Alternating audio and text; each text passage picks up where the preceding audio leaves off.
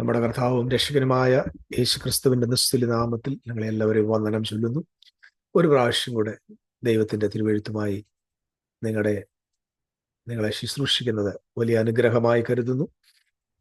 നമ്മുടെ ആ ദിവസങ്ങളിൽ നമ്മൾ പഠിച്ചു വരുന്ന പഠനത്തിന്റെ അടുത്ത സെഷനിലേക്കാണ് നമ്മൾ ഈ ദിവസങ്ങളിൽ പോകുന്നത്. പക്ഷെ നമ്മൾ ഇതുവരെ കൊണ്ടുവന്നതിൽ നിന്നൊരു വ്യത്യസ്തമായ ഒരു പ്രധാന വിഷയം എൻ്റെ ഹൃദയത്തിൽ പെട്ടെന്ന് ദൈവം തന്നതുകൊണ്ട് ഞാനത് നിങ്ങളോട് പങ്കുവയ്ക്കാനാണ് ആഗ്രഹിക്കുന്നത്. We were discussing about the new heavens and the new earth, but in between നിങ്ങൾക്കൊരു കുറച്ചും കൂടെ വ്യത്യസ്തമുള്ള, എന്നാലും നമ്മൾ ഈ നാളുകളിൽ പഠിച്ചു വരുന്നതായ ഒരു പ്രധാന വിഷയം, അതിൻ്റെ ഒരു വ്യത്യസ്തമായ ഒരു വെളിപ്പാട് വിശുദ്ധന്മാരോടുകൂടെ പങ്കുവയ്ക്കുന്നതിൽ ഞാൻ കർത്താവിനെ അതിയായിട്ട് സ്തോത്രം ചെയ്യുന്നു. ദൈവവചനത്താൽ നിങ്ങൾ ധന്യരായി മാറുവാൻ കൃപാലുവായ ദൈവം ഇടവരുത്തട്ടെ എന്ന് പ്രാർത്ഥിക്കുന്നു. നമുക്കറിയാം, നമ്മുടെ കർത്താവായ യേശു ക്രിസ്തുവിന്റെ മടങ്ങിവരവെന്ന വിഷയത്തെ സംബന്ധിച്ച് അന്ത്യകാലത്തിൽ സംഭവിക്കുന്ന, അല്ലെങ്കിൽ പഴയ നിയമകാലത്തിന്റെ അവസാനത്തിൽ സംഭവിക്കേണ്ട കാര്യത്തെക്കുറിച്ച്, പുതുനിയമത്തെക്കുറിച്ചുള്ള ധാരാളം പഠനങ്ങൾ നമ്മൾ നടത്തിക്കൊണ്ടിരിക്കുന്നു. അതിന്റെ വിവിധ കോണുകളിൽ, വിവിധ വശങ്ങളിൽ, ഉൽപ്പത്തി മുതൽ വെളിപ്പാട് വരെയുള്ള പുസ്തകങ്ങളെ ആഴമായി അപഗ്രഥിച്ച് ദൈവം നൽകുന്ന ദൈവകൃപയ്ക്കും ജ്ഞാനത്തിനും ഒത്തവണ്ണം നമ്മൾ ഈ ദിവസങ്ങളിൽ ധ്യാനിച്ചു വരികയാണ്. ഞാൻ ഇന്ന് നിങ്ങളുടെ മുമ്പിൽ കൊണ്ടുവരാൻ ആഗ്രഹിക്കുന്ന ഒരു വിഷയം, കർത്താവായ യേശു ക്രിസ്തു തന്റെ പുനരാഗമനത്തെക്കുറിച്ച് തന്റെ ശിഷ്യന്മാരോട് സംസാരിക്കുമ്പോൾ, അല്ലെങ്കിൽ തന്റെ പറോസിയ, തന്റെ പ്രസൻസിനെ കുറിച്ചും, തന്റെ AD 70 അല്ലെങ്കിൽ വരുവാൻ പോകുന്ന ന്യായവിധിയെക്കുറിച്ച് സംസാരിക്കുമ്പോൾ രണ്ട് പ്രധാന കാര്യങ്ങൾ ഓർമ്മപ്പെടുത്തുകയുണ്ടായി. ഒന്ന്, നോഹയുടെ കാലം പോലെ തന്നെ മനുഷ്യപുത്രന്റെ വരവാകും. രണ്ടാമത്തത്, ലോത്തിന്റെ കാലം പോലെ എന്ന് പറയുന്നു. ആധാരമായൊരു വാക്യം വായിക്കുകയാണ്. ലൂക്കോസിന്റെ സുവിശേഷം 17-ാം അധ്യായം അതിന്റെ 28-ാമത്തെ വാക്യം വായിക്കുന്നു. ലോത്തിന്റെ കാലത്ത് സംഭവിച്ചതുപോലെയും തന്നെ അവർ തിന്നും കുടിച്ചുകൊണ്ട് വിറ്റും നട്ടും പണിതും പോന്നു. എന്നാൽ ലോത്ത് സോദം വിട്ട നാളിൽ ആകാശത്തുനിന്ന് തീയും ഗന്ധവും പെയ്തു, എല്ലാവരെയും മുടിച്ചു കളഞ്ഞു. മനുഷ്യപുത്രൻ വെളിപ്പെടുന്ന നാളിൽ അവണ്ണം തന്നെയാകും. അടുത്ത പ്രധാനപ്പെട്ട ഒരു മുന്നറിയിപ്പ് പറയുന്നു, അന്ന് വീട്ടിൽ ഇരിക്കുന്നവർ വീടിനകത്തുള്ള സാധനം എടുപ്പാൻ ഇറങ്ങിപ്പോകരുത്. നിങ്ങൾ ഈ വാക്കുകൾ ശ്രദ്ധിക്കണം. വീട്ടിലിരിക്കുന്നത് എടുക്കുവാനായിട്ട് ഇറങ്ങിപ്പോകരുത്. അവണ്ണം വയലിൽ ഇരിക്കുന്നവൻ പിന്നോക്കം തിരിയരുത്. ലോത്തിന്റെ ഭാര്യയെ ഓർത്തുകൊള്ളുവിൻ. തന്റെ ജീവനെ നേടുവാൻ നോക്കുന്നവനെല്ലാം അതിനെ കളയും, അതിനെ കളയുന്നവനെല്ലാം അതിനെ രക്ഷിക്കും. ബാക്കിയുള്ളത് നിങ്ങൾ വായിച്ച് മനസ്സിലാക്കുക. നമുക്കെല്ലാവർക്കും അറിയാവുന്ന ഒരു സംഭവമാണ് ലോത്തിന്റെ കാര്യം. അതായത് സോദോം ഗൊമോറ എന്ന് പറയുന്ന ആ പട്ടണത്തിൽ താമസിച്ചിരുന്ന ലോത്തും തന്റെ കുടുംബവും വരുവാൻ പോകുന്ന വലിയ ന്യായവിധിയിൽ നിന്നുള്ള മുന്നറിയിപ്പ് കേട്ട് ദൈവദൂതൻ കരങ്ങൾ പിടിച്ചവരെ പുറത്തിറക്കി ഓടി രക്ഷപ്പെടുവാൻ ആവശ്യപ്പെടുകയും അവർ ഓടി സോവാറിലെത്തുകയും ചെയ്യുന്നു. തത്സമയം ഇവിടെ പട്ടണത്തിൽ അതിശക്തമായ നിലയിൽ പുക പൊങ്ങുന്നത് കാണുന്നു. ഇവിടെ ഡിസ്ട്രക്ഷൻ നടക്കുന്നു എന്ന് നമ്മൾ ഉൽപ്പത്തി പുസ്തകം 19-ാം അധ്യായത്തിൽ വായിക്കുന്നു. ഈ ഒരു സംഭവം എന്താണ് കാണിക്കുന്നത്? നമുക്ക് എല്ലാവർക്കും അറിയാം. ഒരുപാട് ഹോളിവുഡ് സിനിമകളിലും ബൈബിൾ പ്രകാരമുള്ള പടങ്ങളിലും ഒക്കെ, ചിത്രങ്ങളിലും വീഡിയോയിലൊക്കെ നമ്മൾ ഇതിന്റെ ഗ്രാഫിക്സ് കണ്ടിട്ടുണ്ട്. പ്രത്യേകിച്ച് ലോത്തിന്റെ ഭാര്യ ഉപ്പായിട്ട് ഇരിക്കുന്ന കണ്ടിട്ടുണ്ട്. ഞാൻ ഒരുപാട് മലയാളികളായ നമ്മുടെ സഹോദരന്മാർ യെരൂശലേം സന്ദർശിച്ച ശേഷം വന്നിട്ട് അവർ പറയുന്ന കേട്ടിട്ടുണ്ട്. ഇന്നും അവിടെ ഉപ്പ് തൂണുണ്ട് എന്ന് പറയുന്നത് കേട്ടിട്ടുണ്ട്. എന്നാൽ വർഷങ്ങളായിട്ട് എനിക്ക് ഇങ്ങനെയുള്ള കാര്യങ്ങൾ കേൾക്കുമ്പോൾ പെട്ടെന്ന് അത് അങ്ങനെ തന്നെ എന്ന് വിശ്വസിക്കാനായിട്ട് തോന്നാറില്ല. അത് ദൈവത്തിന്റെ വചനത്തോടുള്ള എൻ്റെ വിരക്തിയല്ല. കാരണം ദൈവത്തിന്റെ വചനമാണ്. ദൈവത്തിന്റെ വചനം മാറാത്തതാണ്. മാത്രമല്ല, ദൈവത്തിന്റെ വചനത്തിന് നമ്മോട് സംസാരിക്കാൻ എന്തോ ഉണ്ട്. ആ ദൈവം പലപ്പോഴും നേരിട്ട് പല കാര്യങ്ങളും സംസാരിക്കാറില്ല. ദൈവ സംഭവങ്ങളിലൂടെ, ചരിത്രങ്ങളിലൂടെ, വ്യക്തികളുടെ ജീവിതങ്ങളിലൂടെ, ബയോഗ്രഫീസ് ഞാൻ പറഞ്ഞ് ദൈവം ആ നിലയിലാണ് പലപ്പോഴും നമ്മളോട് സംസാരിക്കാറുള്ളത്. ഉൽപ്പത്തി മുതൽ വെളിപ്പാട് വരെ നമ്മൾ നോക്കിയാൽ ഈ ഫിഗർ ഓഫ് സ്പീച്ച് നമുക്ക് കാണാനായിട്ട് പറ്റും. വിവിധ നിലകളിൽ, ഉപമകളിലൂടെ, ആലങ്കാരികമായി ഒക്കെ കർത്താവ് സംസാരിക്കാറുണ്ട്. അല്ലെങ്കിൽ നമുക്ക് ഈ പുസ്തകം കൊണ്ട് വലിയ അർത്ഥമൊന്നുമില്ല. ചെങ്കടൽ രണ്ടായി വിഭജിച്ചു എന്ന് വെച്ചുകൊണ്ട് എനിക്കൊരു നേട്ടവുമില്ല. ലോകത്തിന്റെ കുടുംബം നശിച്ചു പോയെന്ന് വെച്ചുകൊണ്ട് ഞാൻ വായിച്ചിട്ട് വലിയ പ്രയോജനമില്ല. പക്ഷേ ആ സന്ദേശങ്ങൾ, ആ സംഭവങ്ങൾ, അവിടെ നടന്ന ഇൻസിഡന്റുകൾ അവിടെ വരും തലമുറയ്ക്ക് പ്രയോജനപ്പെടണമെങ്കിൽ ആ സന്ദേശങ്ങൾക്കകത്ത് ഒരു ദൈവിക ആലോചനയെ മറച്ചു വെക്കുന്ന ഒരു ദൈവമുണ്ട്. അത് വിശുദ്ധ ബൈബിളിൽ നാം വായിക്കുന്നത് കാര്യങ്ങൾ മറച്ചു വെക്കുന്നത് ദൈവത്തിന്റെ മഹത്വമാണ്. എപ്പോഴും വിശുദ്ധ ബൈബിൾ അക്ഷരം പ്രതി എടുക്കുന്ന ഒരു സ്വഭാവം ഞാൻ ജീവിച്ചിരുന്ന കോണ്ടംപററി കാലഘട്ടത്തിൽ മോഡേൺ ആധുനിക യുഗത്ത് ഞാൻ ശ്രദ്ധിച്ചിട്ടുണ്ട്. ചെങ്കടൽ രണ്ടായി വിഭജിച്ചു എന്ന് പറഞ്ഞാൽ അങ്ങനെ തന്നെ അങ്ങ് വിശ്വസിക്കുക. അതായത് ചെങ്കടൽ രണ്ടായിട്ട് വിഭജിച്ചു എന്നുള്ളത് ഞാൻ തെറ്റിദ്ധരിക്കുകയല്ല കേട്ടോ, ഞാൻ പറഞ്ഞ വാക്കുകളെ തെറ്റിദ്ധരിക്കരുത്. ചെങ്കടലിനെ രണ്ടായിട്ട് ഇങ്ങനെ പിളർത്തി മാറ്റിയ കാറ്റടിച്ചു, അത് ഇങ്ങനെ നമ്മുടെ മോഡേൺ ചിന്തകളിൽ നമ്മളത് പഠിക്കാറുണ്ട്. വാസ്തവത്തിൽ അത് അങ്ങനെ അല്ലെന്ന് നമുക്കറിയാം. ചെങ്കടലിനെ വിഭജിക്കുകയല്ല ചെയ്തത്, ചെങ്കടലിന്റെ മീതെ നടത്തുകയാണ് ചെയ്തത്. ചെങ്കടൽ മീതെ നടക്കുമെന്ന് പറഞ്ഞാൽ ദൈവം അതിനെ ഐസാക്കി മാറ്റി. ഞാൻ അതിനെക്കുറിച്ചുള്ള പഠനം മുമ്പ് നടത്തിയിട്ടുണ്ട്. അതുപോലെ തന്നെ സൂര്യനെ പിടിച്ച് യോശുവ സൂര്യനെ അവിടെ നിൽക്കാൻ പറയും, ചന്ദ്രനോട് അവിടെ നിൽക്കാൻ പറയുന്നു. അപ്പം നമ്മൾ ഈ ആധുനിക ശാസ്ത്രലോകം പഠിക്കുമ്പോൾ ഭൂമിക്ക് നിൽക്കാൻ കഴിയത്തില്ല. ഏകദേശം 1,00,000 കിലോമീറ്റർ വേഗത്തിൽ ഈ സ്പേസിലൂടെ സഞ്ചരിക്കുന്ന ഒരു ഗ്രഹമാണ് സൂര്യൻ, ഭൂമി. നമുക്കറിയാം സൂര്യനല്ല ചലിക്കുന്നത്, ഭൂമിയാണ് ചലിക്കുന്നത്, ഭൂമിയാണ് തിരിയുന്നത്. ഈ ഭൂമിയെ സൂര്യൻ എങ്ങും നിൽക്കുന്നില്ല, സൂര്യനോടടുത്ത് പിടിച്ചു നിർത്താൻ പറ്റുന്നുമില്ല. കാരണം ഭൂമിയാണ് സൂര്യൻ അനുബന്ധമായി കറങ്ങുന്നത് നമുക്ക് നന്നായിട്ട് അറിയാം. എന്നാൽ ഇന്നത്തെ സയൻസ് വെച്ച് നോക്കുമ്പോൾ അത് വലിയ പൊട്ടത്തരമായിട്ട് തോന്നും. പക്ഷെ നമ്മൾ അക്ഷരം പ്രതി അങ്ങനെ വിശ്വസിക്കുക. യോനായ മീൻ വിഴുങ്ങിയെന്ന് ഞാൻ മുമ്പൊരു ക്ലാസ് എടുത്തിട്ടുണ്ട്. യോനയെ മീൻ വിഴുങ്ങിയിട്ടില്ല, മറിച്ച് യോന എന്ന പറയുന്ന ആള് അതൊരു പാരബിളായിട്ട് കൃത്യമായി ആ ജനതയെ പഠിപ്പിക്കുവാൻ വേണ്ടി സ്വർഗത്തിലെ കർത്താവ് കൊടുത്താണ്. തിമിംഗലം എന്ന് പറയുന്നത് നിശ്ചയമായിട്ടും ബാബിലോണാണ്, അല്ലെങ്കിൽ അസീറിയയാണ്. അവരാണ് ഇസ്രായേലിനെ വിഴുങ്ങുന്നത്, യഹൂദ ഗ്രഹത്തെ വിഴുങ്ങുന്നു, പിൽക്കാലം അവരെ ഛർദ്ദിക്കുന്നു.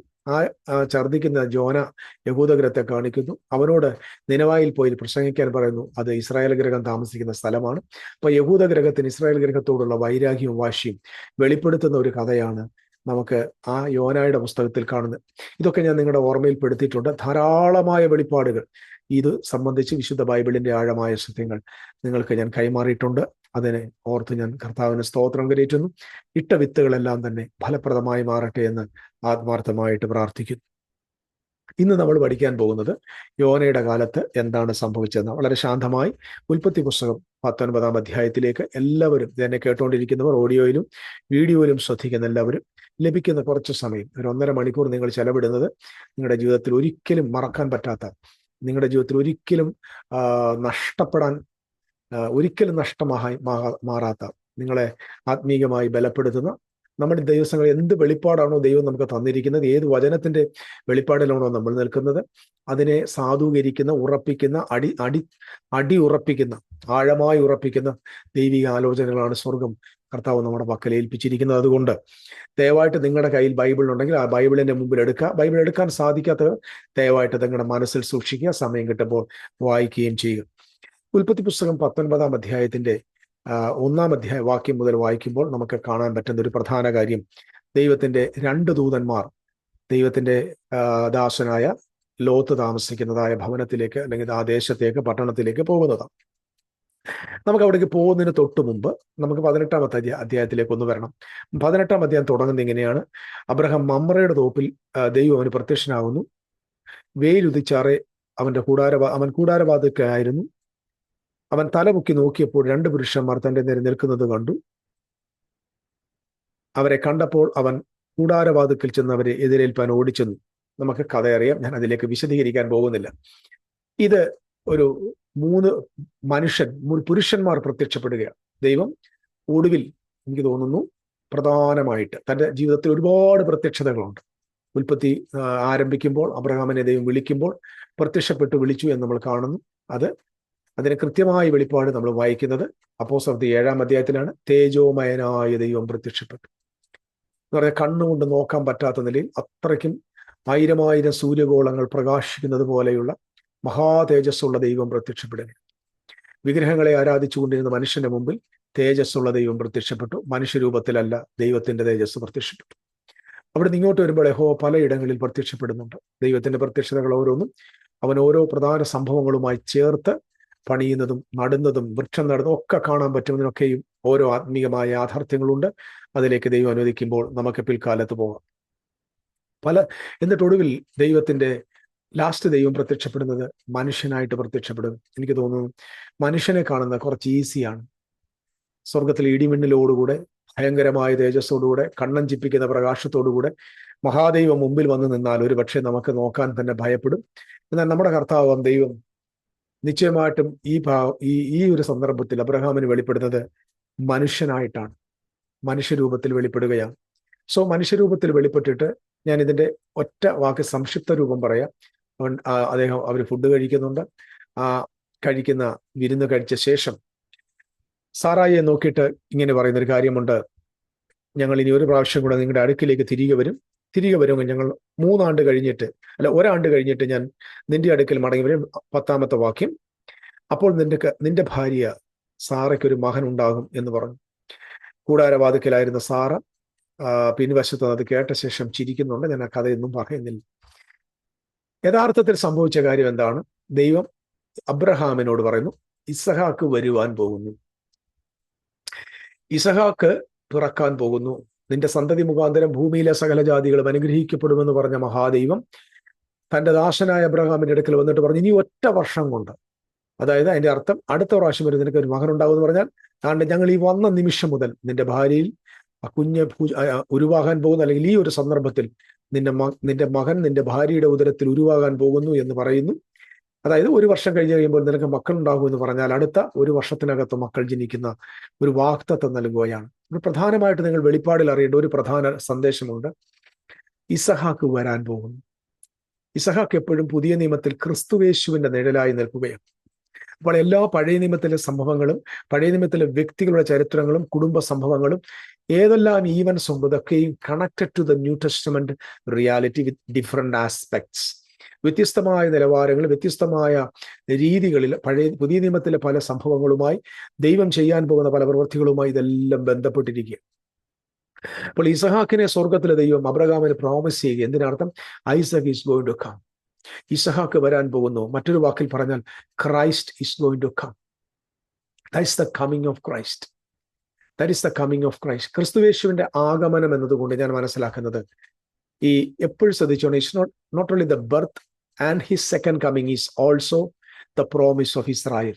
ഇസ്രായേലിന് ദൈവം കൊടുത്ത 2 വാഗ്ദത്തങ്ങൾ ഒരു പാക്കേജ് ആയിട്ട് പറയാം. The coming of Jesus Christ in his incarnation and in his parousia. അവന്റെ പറോസിയയിലും അവന്റെ ഇൻകാർണേഷനും അത് ഇസ്രായേലിനോടുള്ള ബുദ്ധത്തിൽ കർത്താവിന്റെ വരവാണ്. ഞാൻ ഈ സംസാരിക്കുമ്പോൾ I am just speaking in the spirit. So listen in the spirit, not with your wisdom. Use the wisdom of the Holy Spirit. Okay, പറഞ്ഞ ശ്രദ്ധിക്കുക. Isaac is going to come. Isaac is going to come means Isaac വരാൻ പോകും, ഇസഹാക്ക് വരാൻ പോകുന്നു. ഇസഹാക്ക് വന്നാലുള്ള സംഭവം എന്താണ്? അതായത് കർത്താവ് യേശു വരാൻ പോകുന്നു.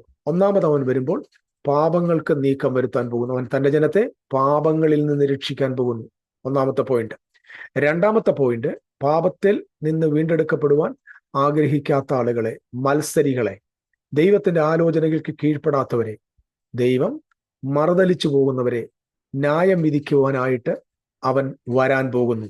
അപ്പൊ യേശുക്രിസ്തുവിന്റെ, അതായത് കർത്താവ് യേശുക്രിസ്തുവിന്റെ ഇൻകാർണേഷൻ ആൻഡ് ദ പറോസിയ, ഇത് രണ്ടും ഞാൻ ഒരുമിച്ച് ചേർത്താ പഠിക്കാൻ ആഗ്രഹിക്കുന്നത്. കാരണം ഇതിനകത്ത് രണ്ടും കൂടെ ചേരുമ്പോൾ മാത്രമേ പെർഫെക്റ്റ് ആയിട്ടൊരു സാൽവേഷനെ കാണാൻ പറ്റത്തുള്ളൂ.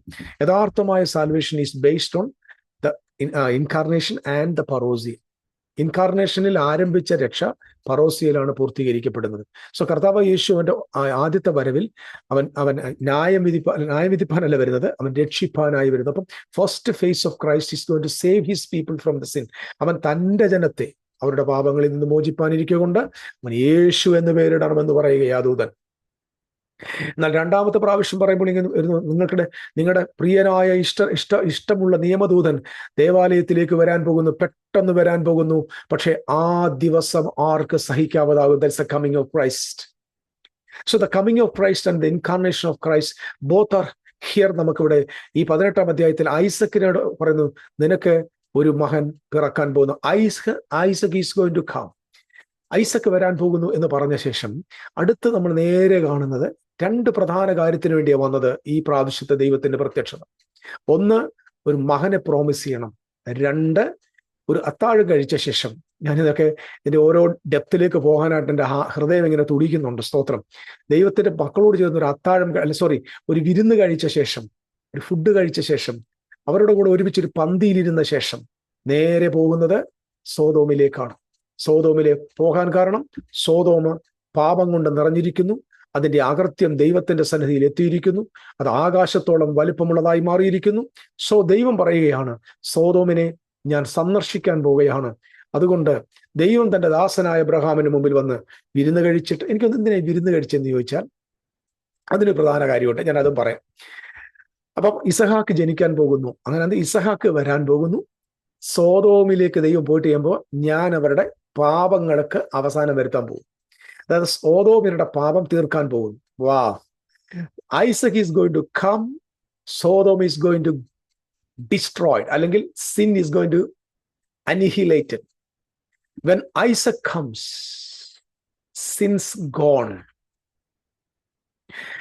ഇസഹാക്ക് വരുന്നു, പാവങ്ങൾ നീക്കപ്പെടാൻ പോകുന്നു. ഇസഹാക്ക് വരുന്നു, അക്രമങ്ങൾ അവസാനിക്കാൻ പോകുന്നു. ഇസഹാക്ക് വരുന്നു, അതിക്രമങ്ങൾ സ്റ്റോപ്പ് ചെയ്യാൻ പോകുന്നു. ഇസഹാക്ക് വരുന്നു, ദൈവത്തോടുള്ള മറുതലിപ്പ്, ദൈവത്തോടുള്ള നിന്ന, അതിക്രമവും അക്രമവും പാപവും നിർത്തൽ ചെയ്യാൻ പോകുന്നു. അപ്പൊ ഉൽപ്പത്തി 18-ാം അധ്യായം 19-ാം അധ്യായം ചേർത്ത് വായിക്കുമ്പോൾ അറിയേണ്ട യഥാർത്ഥ ട്രൂത്ത്, ദൈവത്തിന്റെ കൃപയാൽ ഇസഹാക്ക് വരുന്നു, പാപങ്ങൾക്ക് നീക്കം വരുത്താൻ പോകുന്നു.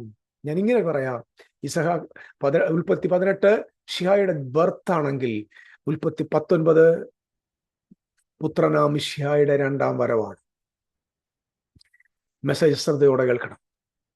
ഉൽപ്പത്തി 1 മിശിഹായുടെ ബർത്ത് ആണെങ്കിൽ, ഉൽപ്പത്തി 2 മിശിഹായുടെ രണ്ടാം വരവിൽ സംഭവിക്കാൻ പോകുന്ന സംഭവങ്ങളുടെ ഒരു പഴയ നിയമത്തിന്റെ വേർഷൻ. അതുകൊണ്ട് മിശിഹാ തമ്പുരാൻ തന്റെ പ്രഭാഷണ മധ്യേ താൻ മടങ്ങി വരുന്നതിനെ കുറിച്ച് തന്റെ ശിഷ്യന്മാരോട് പറയുമ്പോൾ കൃത്യമായി അവരോട് പറഞ്ഞു, ലോത്തിന്റെ കാലം പോലെ തന്നെയാകും മനുഷ്യപുത്രന്റെ വരവ്. നമ്മുടെ ആളുകൾ ഇതിനെ പഠിപ്പിക്കുന്നത് ഞാൻ കേട്ടു, ലോത്തിന്റെ കാലത്ത് ഹോമോസെക്ഷുവാലിറ്റി കൂടി, അതിക്രമങ്ങൾ കൂടി, അക്രമങ്ങൾ കൂടി, ദുർനടപ്പ് കൂടി.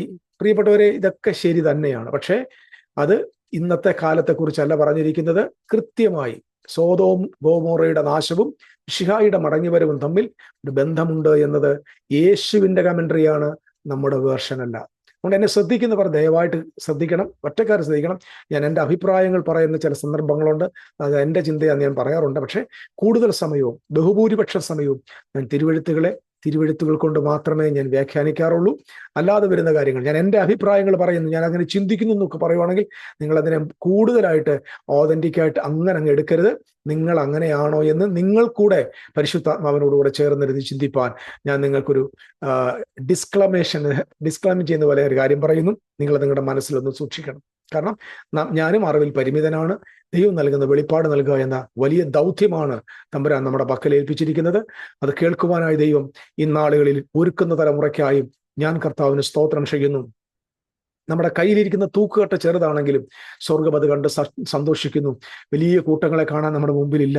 പക്ഷെ സെറുബാബേലിന്റെ കയ്യിലുള്ള തൂക്കുകെട്ട് കണ്ട് സന്തോഷിക്കുന്ന ദൈവം നമ്മൾ ചെയ്യുന്ന ഈ പ്രവൃത്തിയെ കണ്ട് സന്തോഷിക്കട്ടെ, അതിൽ ആനന്ദിക്കട്ടെ. അത് ദൈവത്തിന്റെ നാമത്തിന്റെ മഹത്വത്തിനായി തീരട്ടെ എന്ന് ആത്മാർത്ഥമായിട്ട് പ്രാർത്ഥിക്കുന്നു. ഓക്കെ, നമ്മളിവിടെ പ്രധാനമായിട്ട് ഞാൻ ഇന്ന് പറയാം. ഒരുപക്ഷെ ഇത് ഒരു ഫുൾ മെസ്സേജ് ഇന്ന് തീർക്കാൻ പറ്റുമെന്ന് എനിക്ക് തോന്നുന്നില്ല. 2 സെഷൻസ് ആയിട്ട് ഞാൻ നിങ്ങൾക്ക് തരാം. അതായിരിക്കും ഉത്തമം. കാരണം ഒരേ സമയം ഒരേ സ്ട്രെച്ചിൽ ലോങ് മണിക്കൂറുകൾ ഇരുന്ന് നിങ്ങൾ കേൾക്കുവാൻ ബുദ്ധിമുട്ടുള്ളവരാണെന്ന് എനിക്കറിയാം. നമുക്കെല്ലാവർക്കും ആ 24 മണിക്കൂറല്ലേ ഉള്ളൂ. ഒരുപാട് ജോലി തിരക്കുള്ളവരോട് ഞാൻ കളിയാക്കുകയല്ല. എനിക്ക് കിട്ടുന്നതിനേക്കാൾ കൂടുതൽ സമയം, നിങ്ങൾക്ക് കിട്ടുന്നതിനേക്കാൾ കൂടുതൽ സമയം ഒരുപക്ഷെ എനിക്ക് ലഭിക്കുന്നുണ്ടാകാം. അതുകൊണ്ടായിരിക്കാം ദൈവം എന്നെ അങ്ങനെ ആക്കി വെച്ചിരിക്കുന്നതുമായിരിക്കാം. ഓക്കെ, നോക്കുക. ഇനി 18-ാം അധ്യായത്തെക്കുറിച്ചുള്ള സൂചനകൾ നൽകി. എന്തിനാ തമ്പുരാൻ ഇദ്ദേഹത്തിന്റെ അടുത്തിരുന്ന് ഭക്ഷിച്ചെന്നുകൂടെ ഞാൻ പറയാം. ഈ നമ്മുടെ ഭവനങ്ങളിൽ ഒരാൾ വന്ന് ആഹാരം കഴിച്ചു, മേശയുടെ അരിയിലിരുന്ന് ആഹാരം കഴിച്ചു കഴിയുമ്പോൾ നമ്മൾ മുമ്പുള്ളതിനേക്കാൾ കൂടുതൽ നമുക്ക് ആ ആളിനൊരു സ്വാതന്ത്ര്യം കാണും. കുറച്ചും കൂടെ നമുക്ക് ഇവിടെ സംസാരിക്കാൻ തോന്നും, വിശേഷങ്ങൾ അന്വേഷിക്കാൻ തോന്നും, കാര്യങ്ങളൊക്കെ കൂടുതൽ പറയാനായിട്ടൊരു തോന്നലും, കുറച്ചും ഒരു സ്വാതന്ത്ര്യം, ഒരു ഈസിനെസ് നമുക്ക് ഫീൽ ചെയ്യും. കാരണം ആഹാരമൊക്കെ കഴിച്ചു. കാരണം അതിനു മുമ്പ് വരെ നമ്മൾ അവരെ സ്ട്രേഞ്ചറായി കാണും, എന്താണെന്ന് ചോദിക്കും, വിവരങ്ങൾ ചോദിക്കും. പക്ഷെ ഒരു മേശയുടെ അരിയിലാകുമ്പോൾ ഒരുപാട് കാര്യങ്ങൾ നമ്മൾ കൂടുതൽ കമ്മ്യൂണിക്കേറ്റ് ചെയ്യാനുള്ള സമയമാവും. സോ അബ്രഹാമും ദൈവവും തമ്മിൽ, ദൂതന്മാരും തമ്മിലുള്ള കമ്മ്യൂണിക്കേഷൻ വളരെ ഈസിയായി. അവിടെ ദൈവത്തിന്റെ ആലോചന കേട്ട് ചിരിക്കുന്ന നിലയിൽ, കളിയാക്കി ചിരിക്കുന്ന നിലയിൽ ഈ സാറായുടെ ആ മനോബോധത്തിൽ ദൈവവുമായിട്ടുള്ള ബന്ധത്തെ, ആ കമ്മ്യൂണിക്കേഷൻ, ആ ഒരു റിലേഷൻഷിപ്പ്, ആ ഒരു പ്രത്യക്ഷത അവൾക്ക് മാറ്റം വരുത്തി. അവൾ ഭയന്ന് നിലവിളിച്ചില്ല. ദൈവം സംസാരിച്ചപ്പോൾ ഓടി നിലവിളിച്ചില്ല, പക്ഷെ ചിരിക്കുക. അപ്പൊ അതിന്റെ അർത്ഥം എന്ന് പറഞ്ഞാൽ ദൈവത്തെ അവിശ്വസിക്കുന്നതല്ല. കാരണം അവൾ അവളുടെ കാര്യം നോക്കി ചിരിക്കുന്ന നിലയിലേക്ക് അത് വളരുകയും. ഇതിന് കാരണമുണ്ട്. ഇതിന് ശേഷം സ്വർഗത്തിലെ ദൈവം പറഞ്ഞൊരു വാക്കുണ്ട്. ആ പുരുഷന്മാർ അവിടെ നിന്ന് പുറപ്പെട്ട്, ഞാൻ അതിന്റെ 16-ാം വാക്യം 18-ന്റെ സോതോം വഴിക്ക് തിരിഞ്ഞു. സോറി, ഞാൻ വാക്കുകൾ വായിക്കുന്ന തെറ്റിപ്പോകുന്നു. അബ്രഹാം അവരെ യാത്ര അയപ്പാൻ അവരോടുകൂടെ പോയി. അപ്പോൾ യഹോവ അരുളി ചെയ്തത്, അബ്രഹാം അവരെ യാത്ര അയപ്പാൻ അവരോടുകൂടെ പോയി. അപ്പോൾ യഹോവ അരുളി ചെയ്തത്, ഞാൻ ചെയ്യുവാനിരിക്കുന്നത് അബ്രഹാമിനോട് മറച്ചു വെക്കൂ.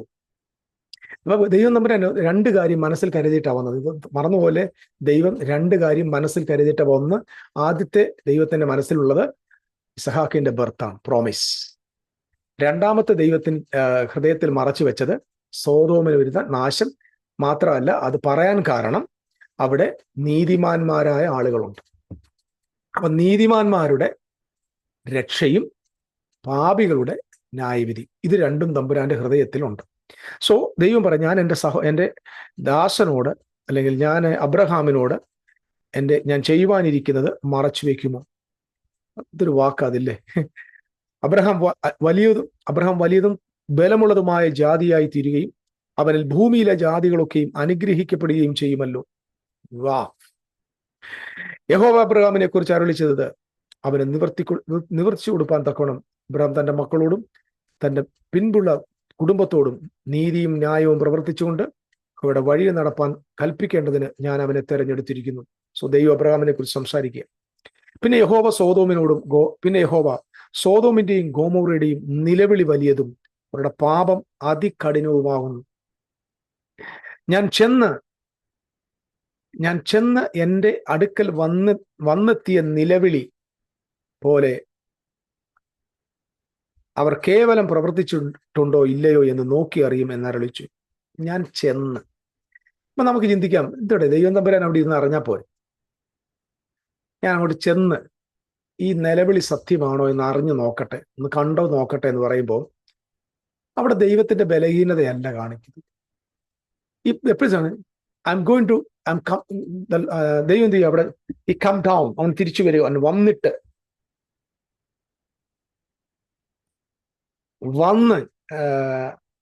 ഗോ ഡൗൺ, ഇങ്ങനെ എഴുതിയിരിക്കുന്നത്, ഗോ ഡൗൺ. ഞാൻ പോയിട്ട് നോക്കട്ടെ അവരുടെ പാപങ്ങളുടെ അവസ്ഥ എന്താന്ന് നോക്കട്ടെ. അപ്പം what is that? The Lord is going to come. Lord is going to come. അതായത് കർത്താവ്, ഇത് പുതിയ നിമിത്തത്തിന്റെ ഭാഷ ഞാൻ പറയാണ്, കർത്താവ് വരാൻ പോകും. എന്തിനാ? അവരുടെ നിലവിളി എൻ്റെ സന്നിധിയിൽ എത്തിയിരിക്കും. ആരുടെ നിലവിളി? ആരായിരിക്കും സോദോമിന്റെ അകൃത്യം കൊണ്ട് നിലവിളിക്കുന്നത്? പാപം പെരുകുമ്പോൾ, അകൃത്യം പെരുകുമ്പോൾ, അക്രമം പെരുകുമ്പോൾ, കൊലപാതകങ്ങൾ പെരുകുമ്പോൾ ആരുടെ നാവിൽ നിന്നായിരിക്കും നിലവിളി ഉയരുന്നത്? നമുക്ക് നല്ലതുപോലെ അറിയാം, അത് നീതിമാന്മാരുടെ നാവിൽ നിന്നായിരിക്കും. It's from the heart of the righteous people, and it's from the cry is from the righteous people. So സോദോമെ സംബന്ധിച്ചിടത്തോളം എന്തുകൊണ്ട് നിലവിളി എത്തിയതിന്റെ കാരണം, സോദോമിൽ നീതിമാന്മാർ താമസിക്കുന്നു. ഇനി ഞാൻ പ്രധാനപ്പെട്ട മറ്റൊരു കാര്യം കൂടെ പറയാം. സോദോം എന്ന് പറയുന്നതും ഗോമോറ എന്ന് പറയുന്നതും ഒക്കെ തന്നെ നമ്മൾ വിശുദ്ധ ബൈബിൾ പഠിക്കുമ്പോൾ ദൈവവുമായിട്ട് ബന്ധമുള്ള നാട് തന്നെയാണ്. തെറ്റിദ്ധരിക്കരുത്. കാരണം ആദാമു മുതൽ ഇങ്ങോട്ടുള്ള പല തലമുറകളിലും ദൈവം ജനതയോട് ഉടമ്പടി ചെയ്തിട്ടുണ്ട്. അല്ല, ദൈവത്തിന്റെ കവനന്റിന്റെ കീഴിലില്ലാത്ത ഒരു പട്ടണത്തെയും വെറുതെ തമ്പുരാൻ നശിപ്പിക്കാൻ പോകാറില്ല. കവനന്റിൽ കീഴിൽ മാത്രമാണ് ജഡ്ജ്മെന്റ് ഉള്ളത്. മിസ്രീമിർ കുറെ പാപം ചെയ്താൽ മിസ്രീമിനെ തല്ലാൻ പോത്തില്ല. മിസ്രീമിർ വന്ന് ഇസ്രായേലിനെ തല്ലാൻ വന്നാലേ തല്ലാൻ പോത്തു. മനസ്സിലാവുന്നുണ്ടോ? അപ്പൊ മിസ്രീമിർ വന്ന് ഇസ്രായേലിനെ ആക്രമിക്കാൻ വന്ന മിസ്രീമിനെ അറ്റാക്ക് ചെയ്യും. ബാബിലോൺകാർ അറ്റാക്ക് ചെയ്യാൻ വന്ന ബാബിലോൺ, അല്ലാതെ വെറുതെ ഇരിക്കുന്ന ബാബിലോണിനെ അറ്റാക്ക് ചെയ്യാൻ ദൈവം പോകാറില്ല. അത് ഓൾഡ് ടെസ്റ്റമെന്റ് ഒരു ചിത്രമാണ്. അതായത് വെറുതെ തമ്പുരാൻ ഒരു സിറ്റി അവൻ ആ പാപം ചെയ്യുന്നു, അവൻ അഴിക്കുന്നു. പക്ഷെ കാരണം ദൈവത്തിന്റെ പ്രോമിസസും ദൈവത്തിന്റെ ജഡ്ജ്മെന്റും ഈസ് ബേസ്ഡ് ഓൺ കവനന്റ്. ഇത് നിങ്ങൾ ഒരിക്കലും മറക്കരുത്. It is based on covenant. അങ്ങനെയാണെങ്കിൽ സോദോമുമായിട്ടും ഗോമോറയുമായിട്ടും ദൈവത്തിന് എന്തോ ഒരു സ്വർഗീയ ദൈവത്തിനൊരു ഉടമ്പടിയുണ്ട്. അത് നിഷേധിച്ച് അതിക്രമങ്ങൾ ചെയ്തുകൊണ്ടിരിക്കുമ്പോൾ അവിടെ പാർക്കുന്ന നീതിമാന്മാരായ ആളുകൾക്ക് അവരുടെ നിലവിളിയെ സന്ദർശിപ്പാനായി ദൈവം ഇറങ്ങി വരുന്നു. സോ ദൈവം കടന്നു വരുന്നു. ഇത് the coming of Christ, the parousia of Christ. Okay, നമ്മൾ സാവധാനം മനസ്സിലാക്കുക. ഇനി ഞാൻ നേരത്തെ പറഞ്ഞു എന്തുകൊണ്ട് ഇദ്ദേഹത്തോട് തമ്പുരാൻ ഇങ്ങനെ സംസാരിച്ചത്. എന്തിനാന്ന് ചോദിച്ചാൽ അബ്രഹാമിന് കുറച്ചും കൂടി ഈസി ആയിട്ട് ദൈവത്തോട് സംസാരിക്കാൻ വേണ്ടി. ആ ഈസിയുള്ള ടോക്ക് എന്ന് പറയുന്നത് ഇത് സംഭവം ഈ പറഞ്ഞു കഴിഞ്ഞ ഉടനെ നിലവിളി ഉണ്ടോ എന്ന് കേൾക്കാൻ വേണ്ടി, അങ്ങനെ പ്രവർത്തിച്ചിട്ടുണ്ടോ ഇല്ലയോ എന്ന് നോക്കി അറിയുമെന്ന് അരുളി ചെയ്തു. അങ്ങനെ ആ പുരുഷന്മാർ, കർത്താവായ ദൈവത്തിന്റെ കൂടെ വന്ന പുരുഷന്മാർ അവിടെ നിന്ന് തിരിഞ്ഞ് സോദോമിലേക്ക് പോയി. അബ്രഹാമോ യഹോവയുടെ സന്നിധിയിൽ തന്നെ നിന്നു. രണ്ട് പുരുഷന്മാർ പോയി അവിടെ യഹോവയുടെ സന്നിധിയിൽ നിന്നു. അബ്രഹാം അടുത്ത് എന്ന് പറഞ്ഞത്, ദുഷ്ടനോടുകൂടെ നീതിമാനെ നീ സംഗ്രഹിക്കും. ഞാനിത് പറയുമ്പോൾ തന്നെ നിങ്ങൾക്ക് അതല്ലെങ്കിൽ കർത്താവിന്റെ ജഡ്ജ്മെന്റിന്റെ പറോസിയയുടെ ചിത്രം മനസ്സിൽ വരണം. ഞാൻ ഓരോന്ന് പറയുമ്പോൾ നിങ്ങൾക്കത് മനസ്സിലായി വരണം. ദുഷ്ടന്മാരോടുകൂടെ നീതിമാന്മാരെ നീ നശിപ്പിക്കുമോ? ദൈവത്തിന്റെ മറുപടി പറയുകയാണ്, പക്ഷെ ആ പട്ടണത്തിൽ 50 നീതിമാന്മാർ ഉണ്ടെങ്കിൽ നീ അതിനെ സംഹരിക്കും. ഇതൊരു വല്ലാത്ത വാക്കാകട്ടെ. 50 നീതിമാന്മാരുണ്ടെങ്കിൽ നീ ആ പട്ടണത്തെ സന്ദർശിക്കും. തമ്പുരാന്റെ മറുപടി ഇങ്ങനെയാണ്, അതിലെ 50 നീതിമാന്മാർ നിമിത്തം ആ സ്ഥലത്തോട് ക്ഷമിക്കയില്ലോ. ഇങ്ങനെ നീ ഒരു നാളും ചെയ്യുന്നതല്ലല്ലോ. നീതിമാൻ ദുഷ്ടനെ പോലെ ആകത്തക്കവണ്ണം ദുഷ്ടനോടുകൂടെ നീതിമാനെ നീ ഒരു നാളും കൊല്ലുകയില്ല.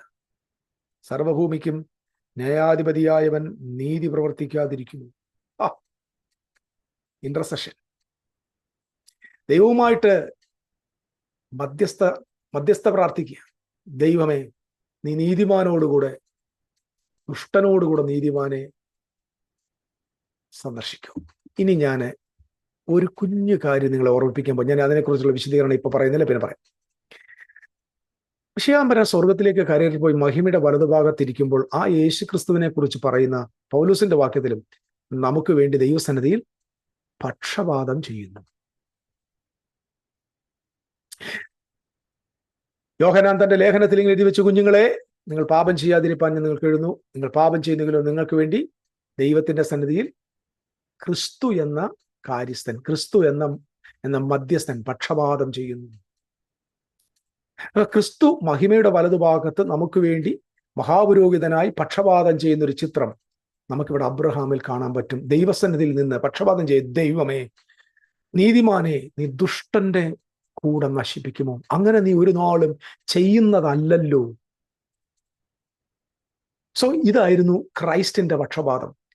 യേശുക്രിസ്തുവിന്റെ രക്തത്താൽ കഴുകപ്പെട്ട വിശുദ്ധന്മാർ നീതിമാന്മാരായി വിശ്വാസത്തിന്റെ യാത്രയിൽ ദുഷ്ടന്മാരുടെ കയ്യിൽ അകപ്പെട്ട് പീഡനം അനുഭവിക്കുമ്പോൾ, തകർച്ച അനുഭവിക്കുമ്പോൾ, കഷ്ടത സഹിക്കുമ്പോൾ, മരണത്തെ വരിക്കുമ്പോൾ, അവരുടെ വിശ്വാസം പോയി പോകാതിരിക്കേണ്ടതിന്, അവർ നശിച്ചു പോകാതിരിക്കേണ്ടതിന്, വരുവാൻ പോകുന്ന ന്യായവിധിയിൽ ആരും തന്നെ അകപ്പെട്ടു പോകാതിരിക്കേണ്ടതിന് ക്രിസ്തു ദൈവത്തിന്റെ സന്നിധിയിൽ നമുക്ക് വേണ്ടി പക്ഷപാതം. ഞാൻ മനസ്സിലാക്കിയത്, ദൈവം അവരെ കൊല്ലാതിരിക്കാൻ വേണ്ടിയല്ല, ദുഷ്ടന്മാരോടുകൂടെ നശിച്ചു പോകാതിരിക്കേണ്ടതിന് ക്രിസ്തു മഹിമയുടെ വലതുഭാഗത്ത് പക്ഷപാതം ചെയ്യുകയായിരുന്നു. ചില ആളുകൾ എന്നോട് ചോദിച്ചിട്ടുണ്ട്, യേശു ക്രിസ്തു ഇന്നും നമുക്ക് വേണ്ടി പക്ഷപാതം ചെയ്യുന്നു. ഇന്ന് പക്ഷപാതം ചെയ്യേണ്ട കാര്യമില്ല, കാരണം judgment is over. There is no judgment in the New Testament. നിങ്ങളുടെ മനസ്സിലിരിക്കണം. ഞാനിത് എടുത്തപ്പോൾ എൻ്റെ മനസ്സിൽ പെട്ടെന്ന് വർഷങ്ങൾക്ക് മുമ്പ് ഞാൻ പഠിച്ച കുറച്ച് ശേഖരിച്ചു വെച്ചതും പഠിച്ചതുമായ കുറേ കാര്യങ്ങൾ എൻ്റെ ഹൃദയത്തിലോട്ട് ഓർമ്മ വന്നു. ഞാൻ ഈ 50ാമത്തെ ദിവസം, എന്തുകൊണ്ട് പുള്ളി 50 എന്ന് പറഞ്ഞ സംഖ്യ തുടങ്ങിയതെന്ന് ഞാൻ ഇങ്ങനെ ചിന്തിക്കുവായിരുന്നു.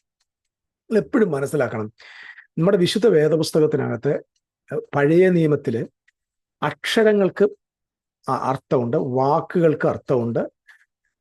വാക്കുകൾക്ക് തന്നെ പല അർത്ഥങ്ങളുണ്ട്. ഒരു വാക്കിനൊക്കെ തന്നെ പല അർത്ഥങ്ങളുണ്ട്. ഒരു വാക്കിനെ തന്നെ പലതായിട്ട് പിരിക്കാൻ പറ്റും. അതിന്റെ റൂട്ട് വേർഡ് ഉണ്ട്, അതിന്റെ പിന്നെ മദർ റൂട്ട് ഉണ്ട്, ആഴം, ഒത്തിരി റൂട്ട് വേർഡ്സസ് ഉണ്ട്. അങ്ങനെയുള്ളൊരു പഠനമാണ് എബ്രായ പഠനം. ഞാൻ വലിയ എബ്രായ സ്കോളർ അല്ല, ഞാൻ വായിച്ചതിൽ നിന്ന് എനിക്ക് കിട്ടിയ ചില അറിവാ ഞാൻ നിങ്ങൾക്ക് പറഞ്ഞു. കാരണം ഇത് നാളെ നിങ്ങൾക്കൊരു റെഫറൻസ് ആയിട്ടിരിക്കാൻ വേണ്ടി, നിങ്ങൾക്ക് വേണമെങ്കിൽ ഒരു പ്രചോദനമായിട്ടിരിക്കട്ടെ.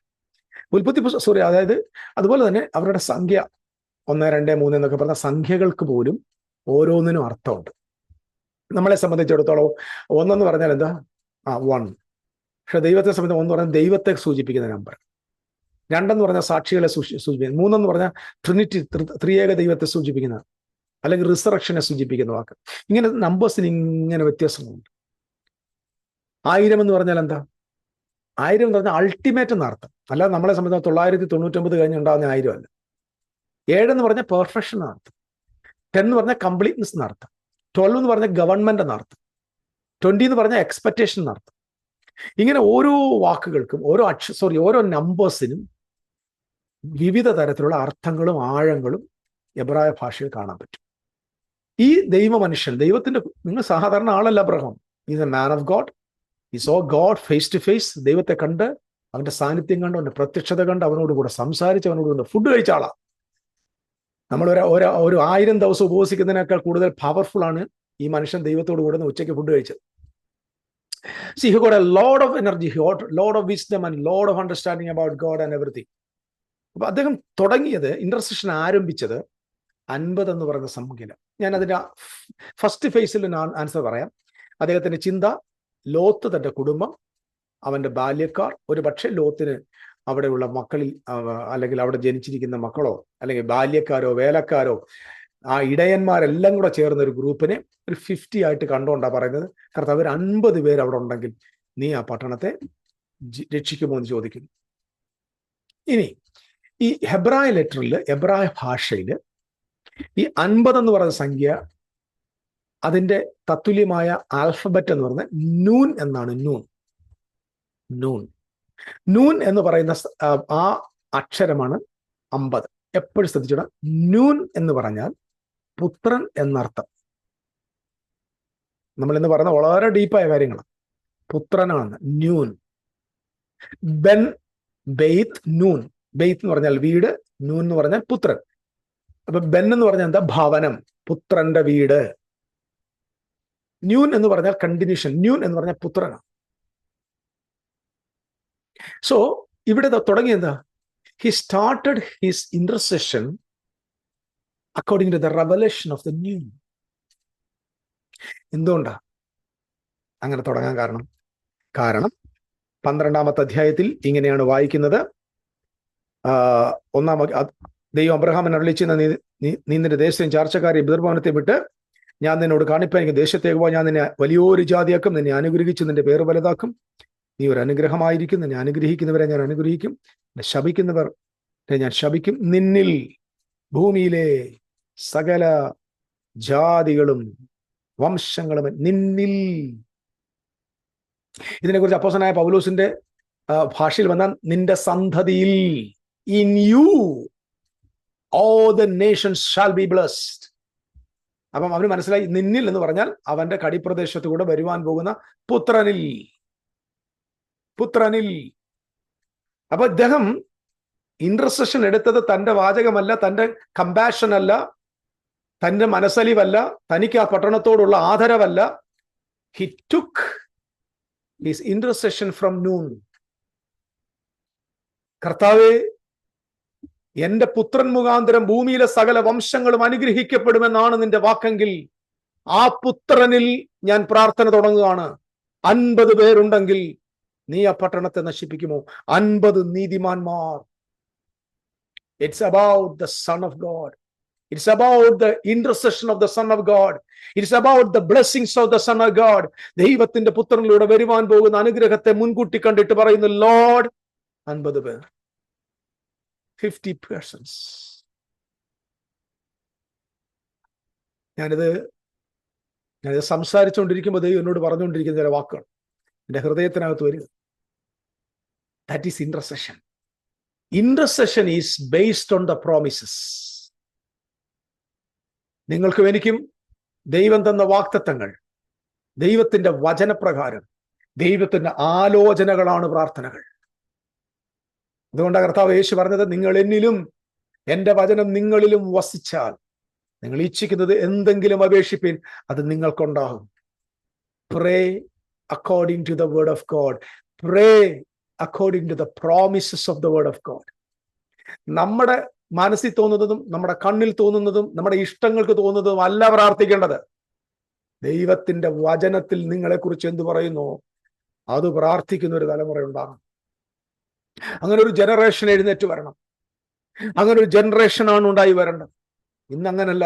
കൺമോഹത്തിനും ജഡമോഹത്തിനും ജീവനത്തിന്റെ പ്രതാപത്തിനും നമ്മുടെ കണ്ണു മോഹിക്കുന്നതും നമ്മുടെ ഇച്ഛകൾക്കനുസൃതമായി നമ്മുടെ പ്രാർത്ഥനാ മുറികളെ ജഡികമായ പ്രാർത്ഥനാ സ്ഥലങ്ങളായി മാറ്റുമ്പോൾ ഇവിടെ ഒരു മനുഷ്യൻ തമ്പുരാന്റെ മുമ്പിൽ വന്ന് നിന്നോട്ട് പറയാ, Lord, you have promised me a son that is noon, his number is 50. ആ നമ്പർ 50 ആണ്. ആ നമ്പർ വെച്ചിട്ട് പറയാ, ബ്ലസ് ലോർഡ്, നീ ഒരു ജനത്തെ നശിപ്പിക്കുമോ? നിനക്ക് നശിപ്പിക്കാൻ പറ്റുമോ? കാരണം ആ വംശങ്ങൾ അനുഗ്രഹിക്കപ്പെടേണ്ടവരല്ലേ, ആ വംശങ്ങൾ വിടുവിക്കപ്പെടേണ്ടവരല്ലേ, അത് മുഖാന്തരം അനുഗ്രഹമായി മാറേണ്ടതല്ലേ എന്ന് പറഞ്ഞ് ദൈവസന്നിധിയിൽ പ്രാർത്ഥിക്കുകയാണ്. സോ ഇന്റർസെഷൻ ആരംഭിക്കുകയാണ്. എന്നിട്ട് ദൈവം തമ്പുരാൻ പറഞ്ഞു, അങ്ങനെ ഉണ്ടെങ്കിൽ ഞാൻ നശിപ്പിക്കത്തില്ല. പിന്നെ ഇയാൾക്ക് ഡൗട്ട് വരിക. ഞാനിവിടെ മനസ്സിലാക്കിയ മറ്റൊരു കാര്യം പറയാം. ക്ലൈമാക്സിൽ നിന്നാ സംസാരിക്കുന്നത്. ക്ലൈമാക്സിൽ നിന്ന് സംസാരിച്ച ശേഷം എൻ്റെ ഹൃദയത്തിൽ മനസ്സിലായ ഒരു ചിന്ത കേട്ടോ, ഞാൻ ബൈബിളിലെ മറ്റു ചില ഭാഗങ്ങളുമായിട്ട് ചേർത്ത് നിർത്തിയപ്പോൾ കിട്ടിയ ഒരു ദൈവിക ചിന്ത പറയാം. ഇതൊരു ചിന്തയാണ്. നിങ്ങൾ ഒരിക്കലും ഇതൊരു ബൈബിളിന്റെ പൊരുൾ തിരിക്കുകയല്ല, എൻ്റെ മനസ്സിലൊരു ചിന്ത. ഞാൻ നേരത്തെ ഇതിന് അഡ്വാൻസ് ആയിട്ട് ജാമ്യം എടുത്തിട്ടുണ്ട്.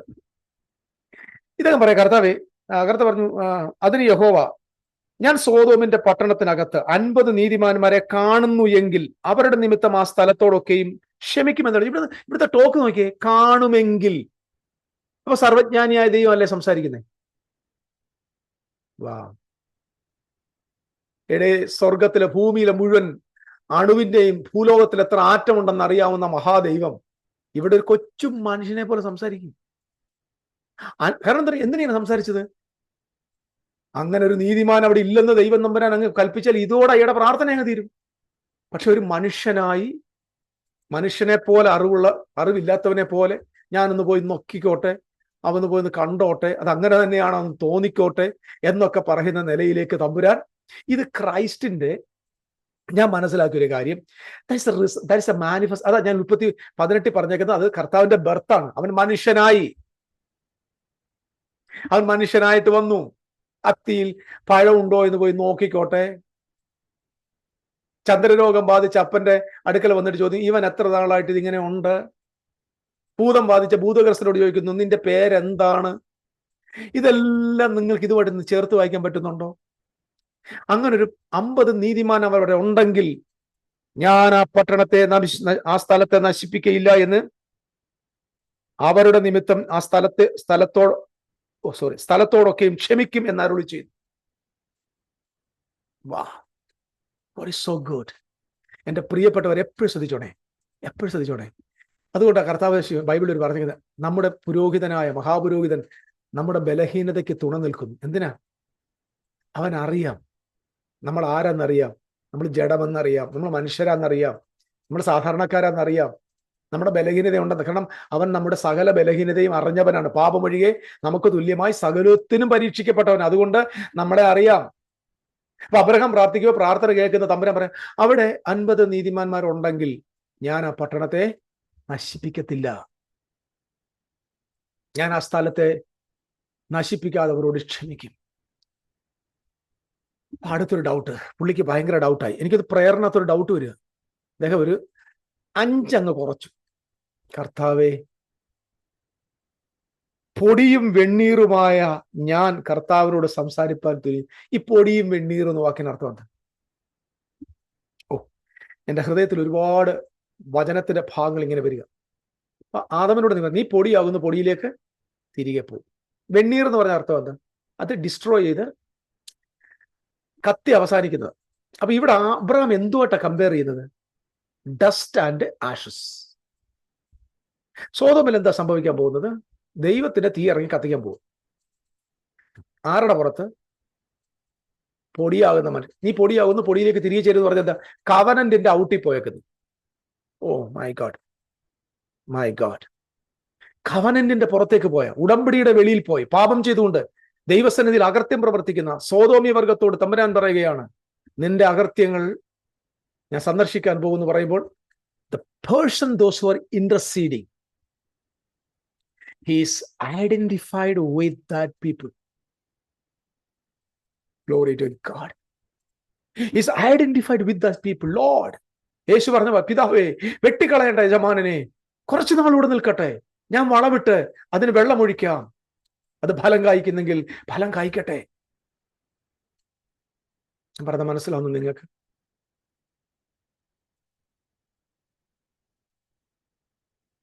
കർത്താവേ, പൊടിയും വെണ്ണീറുമായ ഞാൻ കർത്താവിനോട് സംസാരിച്ചാൽ തിരിഞ്ഞല്ലോ. ദാറ്റ് മീൻസ് ദൈവം അവനോട് ക്ഷമിക്കുമെന്ന് പറഞ്ഞപ്പം he became so humble to be identified with the people, those who are going to be destroyed. Because this is the heart of a child of God. ഇന്നത്തെ മോഡേൺ ലോകത്ത് ഞാൻ ഒറ്റ വാക്കങ്ങ് പറഞ്ഞോട്ടെ. ഇവിടെ യുദ്ധം നടക്കുമ്പോൾ, ഇസ്രായേൽ പോയി അവിടെ അടിക്കുമ്പോൾ, ഇറാൻ ഇവിടെ അടിക്കുമ്പോൾ, ജാതിയുടെ പേരിൽ അവൻ മുസ്ലിം അവനെ കൊല്ലണം, ഇവൻ യഹൂദൻ ജയിക്കണം, ഇങ്ങനെയുള്ള വർഗം, റേഷിസം മനസ്സിൽ വെച്ചിട്ട് സന്തോഷിക്കുന്ന ക്രിസ്ത്യാനികളുടെ നാട്ടിലാണ് നമ്മൾ ജീവിക്കുന്നത്. എത്ര ദൈവമക്കളുണ്ട് നമ്മുടെ മുമ്പിൽ, എത്ര ദൈവപുരുഷന്മാരുണ്ട്. ദൈവമേ, ആ മരിച്ചു വീഴുന്ന മനുഷ്യരുമായി തങ്ങളെ തന്നെ താതാത്മ്യപ്പെടുത്തുന്നവനാണ് യഥാർത്ഥ മധ്യസ്ഥ പ്രാർത്ഥന ചെയ്യുന്നവൻ. Is identified with that person. എന്നിട്ട് അവൻ എന്ന് പറഞ്ഞു ഒരു 5 കുറയ്ക്കുമെന്ന് പറഞ്ഞാൽ ദാറ്റ് മീൻസ് ഹി 5 എപ്പോഴും കാണിക്കുന്നത് എക്സ്പെക്ടേഷൻ ഓഫ് ഹിസ് ഗ്രേസ്. 5 എന്ന് പറയുന്നത് കൃപയാ. അലെഫ് ബേത്ത് ഗിമേൽ ദാലത്ത് ഹേ എന്ന് പറയുന്ന സംഖ്യ 5, അത് കൃപയുടെ സംഖ്യയാണ്. ഓ, ഐ ലവ് ഇറ്റ്. എന്തുകൊണ്ടായി പുള്ളി 5 അങ്ങോട്ട് കുറച്ചത്? ഞാൻ ഇന്നത്തെ ഹെബ്രായിക് ട്രൂത്താ പഠിപ്പിക്കുന്നത് കേട്ടോ. ഹെബ്രായിക് റൂട്ട് 5.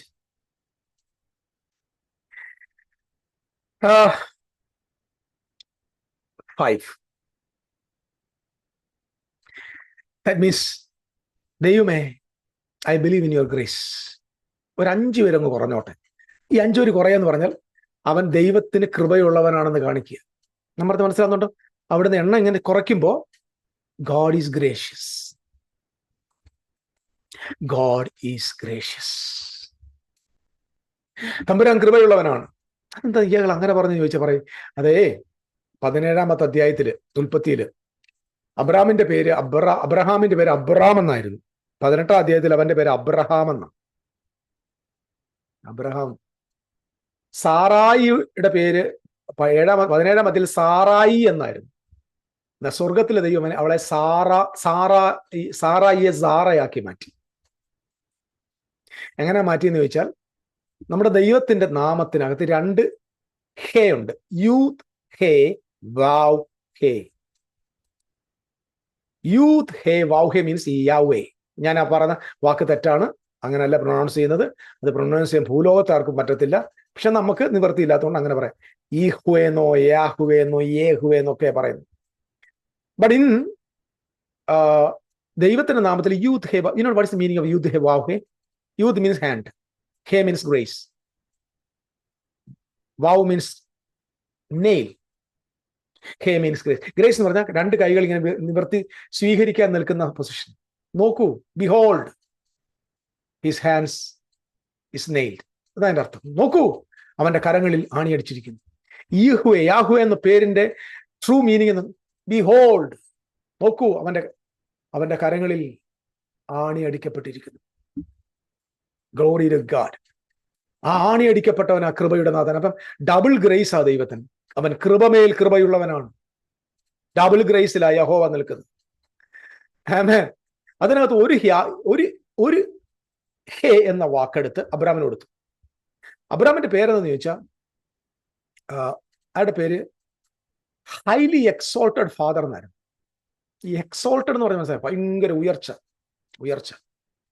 ഈ ഉയർച്ചയുടെ പ്രത്യേകത മുകളിലോട്ട് വളരുക. നിങ്ങൾ വളരെ ശ്രദ്ധിക്കണം. മുകളിലോട്ട് വളരുന്നതിന്റെ പേരാണ് ഹൈലി എക്സോൾട്ടഡ്. എക്സോൾട്ട് ചെയ്യുക. സ്വർഗം പറഞ്ഞു, no, I don't want exaltation. I don't want you to be an exalted father. എന്ത് ഗുണം? നീ എക്സോൾട്ടഡ് ഫാദർ ആയിട്ട് യു ഡോണ്ട് ഹാവ് ചൈൽഡ്. അതായത് എന്തൊക്കെ എന്റെ കർത്താവ് എന്നോട് ഇങ്ങനെ വചനത്തിലൂടെ സംസാരിക്കുക. നീ എത്രത്തോളം ഉയർന്നാലും ഫലം ഉണ്ടാകത്തില്ല. Nowadays this is happened to our church today. Highly exalted. നിന്നെ അങ്ങ് ഞാൻ ഉയർത്താൻ പോകുന്നു, മാനിക്കാൻ പോകുന്നു, ആകാശത്തിൽ വാഹനം വെച്ച് നടത്താൻ പോകുന്നു, എസ്റ്റേറ്റ് തരാൻ പോകുന്നു, വീട് തരാൻ പോകുന്നു, കാർ തരാൻ പോകുന്നു, നിന്റെ മക്കളെ ന്യൂസിലാൻഡിൽ അയക്കാൻ പോകുന്നു, ഓസ്ട്രേലിയയിൽ അയക്കാൻ. These are the highly exalted fathers. Abraham, അത് അബ്രഹാമാണ്. പക്ഷെ check their life. There is no Isaac, there is no seed. പേരിനകത്ത് you are highly exalted father but there is no seed. തന്റെ അർത്ഥം ആ പേരുമായി യാതൊരു ബന്ധമില്ലാത്ത മനുഷ്യനാണ് അബ്രഹാം. യാതൊരു ബന്ധമില്ലാത്ത മനുഷ്യനാണ് അബ്രഹാം. പക്ഷെ ദൈവം പറയാണ്, Abraham, I'm going to change your name. I'm going to provide my grace to you. എന്റെ കൃപ നിനക്ക് തരാൻ പോവാം. From today onwards, you are Abraham. What is the meaning of Abraham? Not a highly exalted father, but father of many nations. അപ്പം ദൈവം തമ്പുരാൻ പറഞ്ഞു, നീ മോളോട്ടല്ല വളരേണ്ടത്, നീ വശങ്ങളിലോട്ടാണ് വളരേണ്ടത്. എല്ലാ ക്രിസ്ത്യാനിയും ശ്രദ്ധിക്കണം, എന്നെ കേട്ടുകൊണ്ടിരിക്കുന്ന വിശുദ്ധന്മാർ ശ്രദ്ധിക്കണം. നിങ്ങൾ സത്യത്തിൽ കർത്താവിനെ ഫോളോ ചെയ്യാൻ ആഗ്രഹിക്കുന്ന ലിസൺ ടു മീ. അബ്രഹാമിന്റെ വിശ്വാസത്തിൽ അബ്രഹാമിന്റെ പുത്രന്മാർ ശ്രദ്ധിച്ചു, നീ മുകളിലോട്ടുള്ള വളരേണ്ടത്.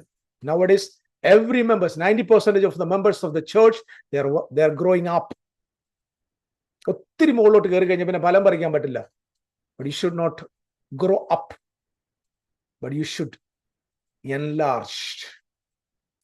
നമ്മൾ മുകളിലോട്ട് വളരുകയല്ല ചെയ്യേണ്ടത്, നമ്മൾ വശങ്ങളിലേക്ക് പടരുകയാണ് ചെയ്യേണ്ടത്. മുന്തിരി ഒരിക്കലും മുകളിലോട്ട് വളരാറില്ല. ജീസസ് ഈസ് നോട്ട് മുകളിലോട്ട് വളരുന്ന മുന്തിരിയല്ല, വശങ്ങളിലേക്ക് പടരുന്ന മുന്തിരിയാണ്. യേശുവിന്റെ അധികാരമുള്ള നാമത്തിൽ ഈ തിരുവെഴുത്ത് കേൾക്കുന്ന നിങ്ങളെ നോക്കി ഞാൻ പ്രാർത്ഥിക്കുന്നു, നമ്മൾ മുകളിലോട്ട് പോകുന്ന നമ്മെ സ്വർഗത്തിലെ ദൈവം വശങ്ങളിലേക്കും 4 ദിക്കുകളിലേക്കും പടർത്തട്ടെ, ഫലമുള്ളവരാക്കി മാറ്റട്ടെ. Abraham became Abraham because of the grace of God. കൃപയാൽ കൃപയാൽ കൃപയാൽ. ആമേൻ. മറക്കല്ലേ, എനിക്ക് തോന്നുന്നു ഈ പേര് നിമിത്തമായിരിക്കും he's extending his hands towards Sodom and Gomorrah.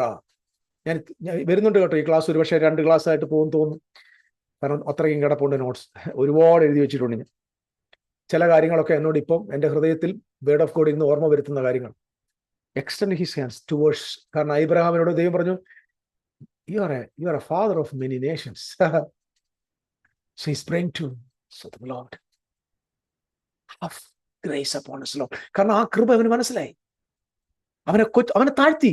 അത് മുകളോട്ട് ഉയർന്നിരുന്ന അബ്രഹാം ഇപ്പൊ താന്നു വന്നു, കൈ എത്തി പിടിക്കാൻ പറ്റുന്ന ദൂരത്തിലേക്ക് ഇവന്റെ വളർച്ച മന്ദഗതിയിൽ 4 ദിക്കിലേക്ക് വളരാൻ തുടങ്ങി. അതിൽ ഒരു ശാഖ പ്രാർത്ഥനയാൽ നേരെ സോദോം ഗൊമോറയിലേക്ക് തിരിയുക. സോദോം ഗൊമോറയിലേക്ക് തിരിഞ്ഞിട്ട് പറഞ്ഞു, Lord have Mercy on me Lord. കൃപ കാണിക്കപ്പച്ച 5 കുറച്ചോട്ടെ, കുഴപ്പമില്ലടാ, 45 പേരുണ്ടെങ്കിലും ഞാൻ നശിപ്പിക്കത്തില്ല. എന്നിട്ട് തീർന്നില്ല, സന്തതി വരാൻ പോകുന്നത് സാറായിലൂടെ. സാറായി എന്ന് പറഞ്ഞ ആളിന്റെ പേര് മാറ്റി, ആ സാറായിയെ മാറ്റിയിട്ട് ദൈവം സാറായിയുടെ കൂടെ ഹേ ആഡ് ചെയ്തു. അതായത് യൂത് ഹേ വൗഹേ എന്ന് പറഞ്ഞ നാമത്തിന്റെ 2ാമത്തെ ഹേ സാറായിൽ ആഡ് ചെയ്തു. ഗ്രേസ്. സാറായി എന്ന വാക്കിന്റെ അർത്ഥം റൂളിംഗ് വൺ എന്നാണ്. Ruling one.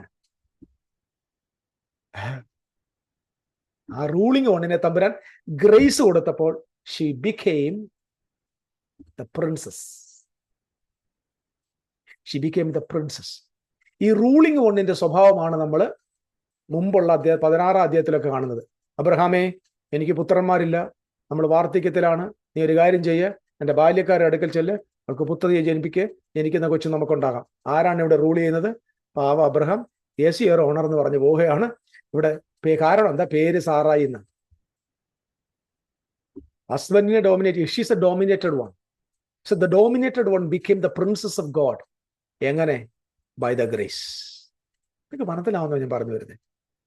ഒരുത്തി ഡോമിനേറ്റ് ചെയ്യുന്നത്, മറ്റാൾ ആകാശം മുട്ട് ഉയരുന്നത്, രണ്ടിനെയും തമ്പുരാൻ താഴ്ത്തിയിട്ട് പറഞ്ഞു, now you are going to become the princess of God. Abraham is going to become the father of many nations. എന്തിനാ ഇവിടെ പ്രിൻസസ് ആക്കിയത്? പ്രിൻസസിൽ നിന്നാണ് പ്രിൻസ് ജനിക്കേണ്ടത്. നിന്റെ സന്തതിയിലൂടെ രാജാക്കന്മാർ, ഭൂരാജാക്കന്മാർ, വാഴുന്നവർ ജനിക്കണം. You are going to give birth to the princes, kings and rulers.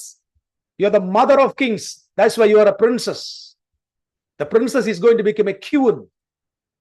Glory to God. Glory to God. Hallelujah.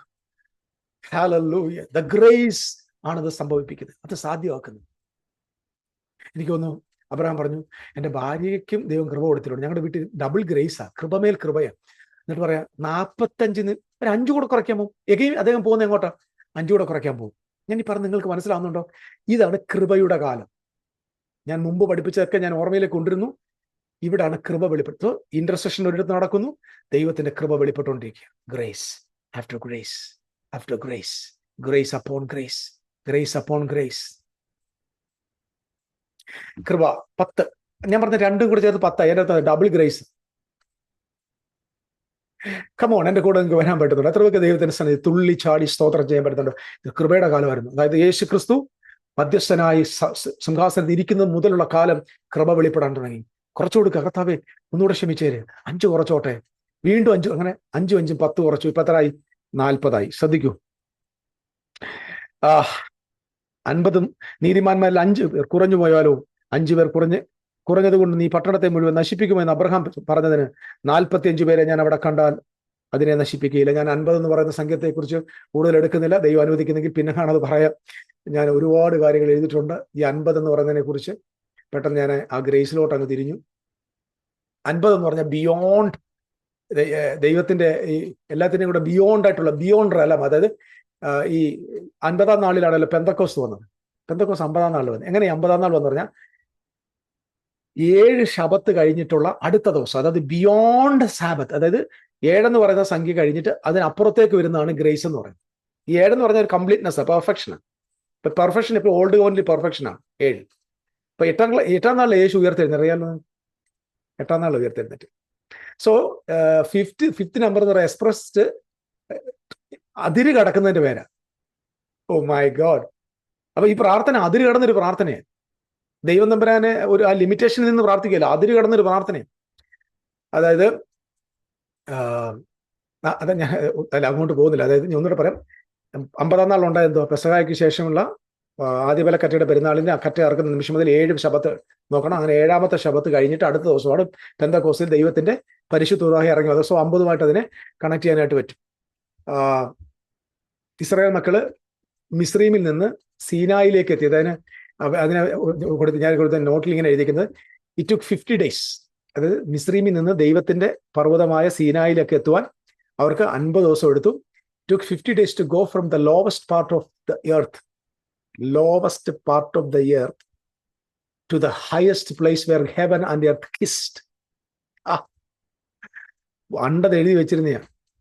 ഒന്നുകൂടെ പറഞ്ഞ, ഭൂമിയുടെ ലോവസ്റ്റ് പാർട്ടിൽ നിന്ന് ഹയസ്റ്റ് പാർട്ടിലേക്ക്, എന്തുവാ, സ്വർഗവും ഭൂമിയും തമ്മിൽ ചുംബിക്കുന്ന സീനായിലേക്ക് എത്താൻ 50 ദിവസം. ഇപ്പൊ ഈ 50 എന്ന് പറഞ്ഞത് വലിയൊരു സംഖ്യയാണ്. ആവശ്യം ഉണ്ടെങ്കിൽ നിശ്ചയമായിട്ടും നിങ്ങൾ ഇത് കേട്ടോണ്ടിരിക്കുന്നവർ നമ്മുടെ ഗ്രൂപ്പിൽ വന്ന് അത് പറഞ്ഞാൽ ഞാൻ അത് വേണ്ടി മാത്രം ഒരു ക്ലാസ് എടുത്ത രസം. വെരി പവർഫുൾ ആണ്. കാരണം ഇതിനെല്ലാം ഓരോ മീനിങ് ഉണ്ട് പ്രിയപ്പെട്ടവരെ. വെറുതെ ഒന്നും തന്റെ തിരുവെഴുത്തിൽ ദൈവം ഒന്നും എഴുതിയിട്ടില്ല. കുറെ പേജ് ഉണ്ടാക്കാൻ എഴുതിയതല്ല, നമുക്ക് മനസ്സിലാക്കാൻ വേണ്ടി. സോ ഞാൻ തിരിച്ചു പോവാണേ. 50-ൽ നിന്ന് ഞാൻ ഇന്നും കൊണ്ട് 1 മണിക്കൂർ പറയേണ്ടി വരും. ഞാൻ ഇവിടെ നിൽക്കുക. ഇവിടെ പ്രധാനപ്പെട്ട അടുത്തൊരു കാര്യം നോക്കിയേ. 50 ഇത് ഞാൻ പറഞ്ഞിട്ട് ഈ സെഷൻ നിർത്തിയിട്ട് പിന്നെ ഞാൻ സോതോമിലേക്ക് നമുക്ക് പിന്നെ പോകും. അത് കഴിഞ്ഞിട്ട് ഉടനെ പറയാ, ഇനിയിപ്പോ 5 കുറയ്ക്കണ്ട, ഡബിൾ ഗ്രേസ്, കൃപമേൽ കൃപ. അവന്റെ നിറവിൽ നിന്ന് നമുക്ക് എന്ത് കിട്ടിയിരിക്കുന്നെന്ന് പറഞ്ഞേക്കുന്നത്? കൃപമേൽ കൃപ ലഭിച്ചിരിക്കുന്നു എന്നല്ലേ എഴുതിയിരിക്കുന്നത് യോഹന്നാൻ 1-ാം അധ്യായത്തിന്റെ 17-ാം വാക്യത്തിൽ. അവന്റെ നിറവിൽ നമുക്ക് എല്ലാവർക്കും 14 മുതൽ വായിക്കണം. കൃപമേൽ കൃപ ലഭിച്ചിരിക്കുന്നു, കൃപമേൽ കൃപ ലഭിച്ചിരിക്കുന്നു. ശ്രദ്ധിക്കൂ, തീർന്നില്ല. അപ്പൊ ഇദ്ദേഹം അടുത്ത് പറഞ്ഞു, കർത്താവേ 40 പേരെ കണ്ടാലോ എന്ന് ചോദിച്ചു. പറഞ്ഞു 40 പേര് നിമിത്തം നശിപ്പിക്കത്തില്ലെന്ന് പറഞ്ഞു. 30-ാമത്തെ വാക്യത്തിൽ പിന്നെയും സംസാരിക്കുന്നു, കോപിക്കല്ലേ എന്ന് പറഞ്ഞു. കാരണം ഇദ്ദേഹം പ്രാർത്ഥിക്കുമ്പോൾ ഇദ്ദേഹത്തിന്റെ ചിന്ത ദൈവം തമ്പുരാന് ദേഷ്യം വരുമെന്ന്. ഇല്ല പ്രിയപ്പെട്ടവരെ, സത്യം പറഞ്ഞാൽ ഗോഡ് ഈസ്, ദൈവം ആ പ്രാർത്ഥിക്കുന്നവന്റെ ഹാർട്ട് നോക്കുക. എടാ, ഞാൻ പൊക്കോട്ടെ, ഇവരെ നശിപ്പിക്കുമെന്ന് പറഞ്ഞ് ഇറങ്ങി വന്ന തമ്പുരാന്റെ മുമ്പിൽ ഒരു കൊച്ചു മനുഷ്യൻ നിന്നിട്ട് പറയാ 50 പേരുണ്ടെ നശിപ്പിക്കുമോ? ഇല്ല. 45 ഉണ്ടല്ലോ, നശിപ്പിക്കത്തില്ല. 40 ഉണ്ടല്ലോ, നശിപ്പിക്കത്തില്ല. എന്നോട് ദേഷ്യപ്പെടല്ലേ? 30 ഉണ്ടല്ലോ.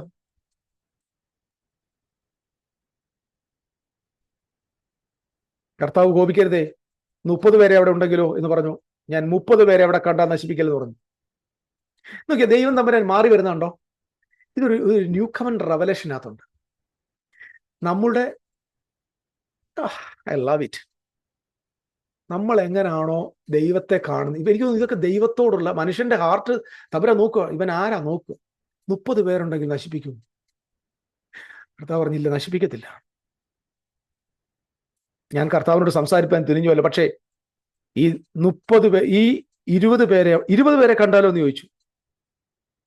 അവൻ പറഞ്ഞു 20 പേരെ കണ്ടാൽ അവർ നിമിത്തം നശിപ്പിക്കുകയില്ല എന്ന് പറഞ്ഞു. അപ്പോൾ അവൻ, കർത്താവെ കോപിക്കരുതേ, ഞാൻ ഇനി ഒരു പ്രാവശ്യം മാത്രം സംസാരിക്കും. ഇവിടെ കൊണ്ടെങ്കിൽ ലിമിറ്റായി. ശ്രദ്ധിക്കണേ, ഞാൻ ഒറ്റ പ്രാവശ്യം ഇവിടെ സംസാരിക്കത്തുള്ളൂ. കാരണം പുള്ളിക്ക് അങ്ങോട്ട് ബിയോണ്ട് ആയിട്ട് പോകാൻ പറ്റുന്നില്ല. തുടങ്ങിയത് ബിയോണ്ടിലാണെങ്കിലും പുള്ളി വരുന്ന വഴിയിൽ എന്ത് ചെയ്യുക, ഞാൻ ഇനി സംസാരിക്കുക. കാരണം അദ്ദേഹത്തിന്റെ വിചാരം ഇനി സംസാരിച്ചാൽ ഈ ആൾക്ക് ദേഷ്യം വരും, കോപം വരും. പക്ഷെ ദൈവം എന്നോട് ദേഷ്യപ്പെട്ടാലോ എന്ന് പേടിച്ച് ദൈവത്തെ ലിമിറ്റ് ചെയ്യുക, പിടിക്കുക. ഇനി ഒരു നിമിഷം ഒറ്റ പ്രാവശ്യം കൂടെ ഞാൻ സംസാരിച്ചോട്ടെ എന്ന് ചോദിച്ചു. പക്ഷേ 10 പേരെ അവിടെ കണ്ടാലോ എന്ന് പറഞ്ഞതിന് ഞാൻ 10 പേരുടെ നിമിത്തം നശിപ്പിക്കയില്ല. ഈ 10 എന്ന് പറഞ്ഞ സംഖ്യ വന്നപ്പോ പുള്ളി പറഞ്ഞു മതി.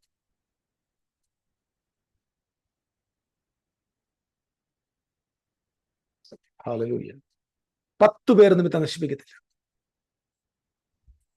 എന്താ അവിടെ കൊണ്ട് നിർത്തി? Listen to me. The judgment upon Israel is based on 10. Based on 10. What is the representation of completeness? What is the completeness? The commandments of God. Torah. ന്യായപ്രമാണം. അപ്പൊ ന്യായപ്രമാണമാണ് 10. സോ 10ൽ സ്റ്റോപ്പ് ചെയ്തതിന്റെ അർത്ഥം എന്താ?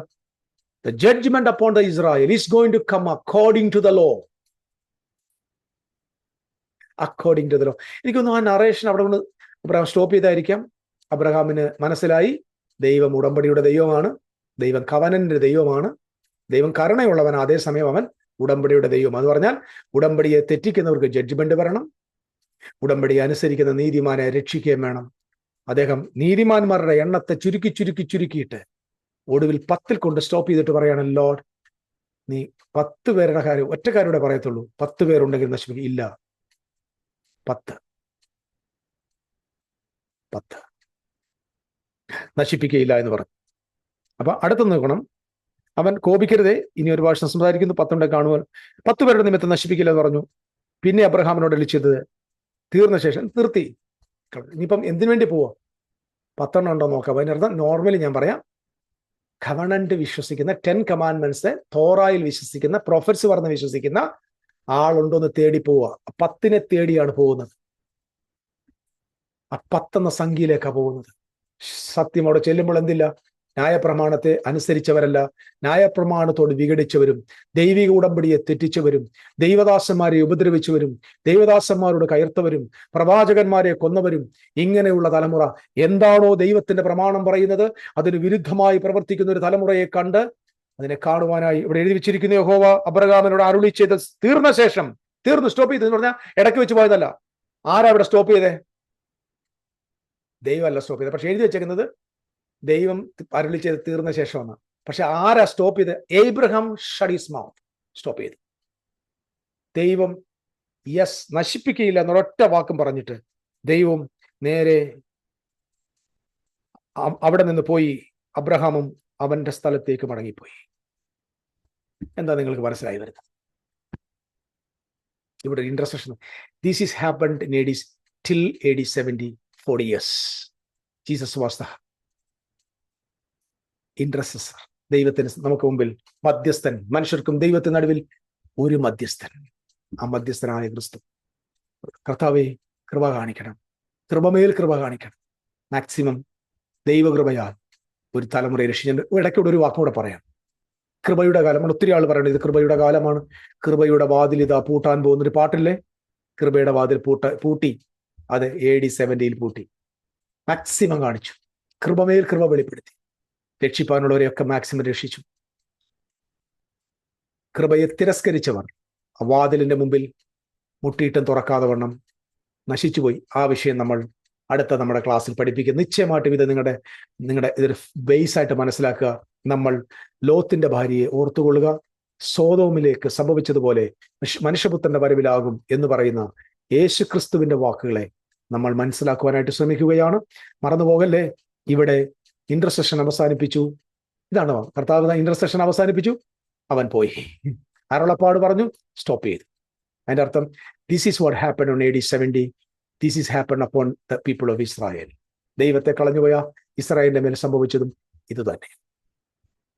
Hallelujah, praise the Lord.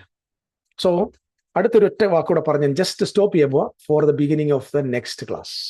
അവിടുന്ന് 2 ദൂതന്മാർ വൈകുന്നേരത്ത് സോതോമിലെത്തി. 2 ദൂതന്മാർ. എന്താ ഈ 2 ദൂതന്മാർ?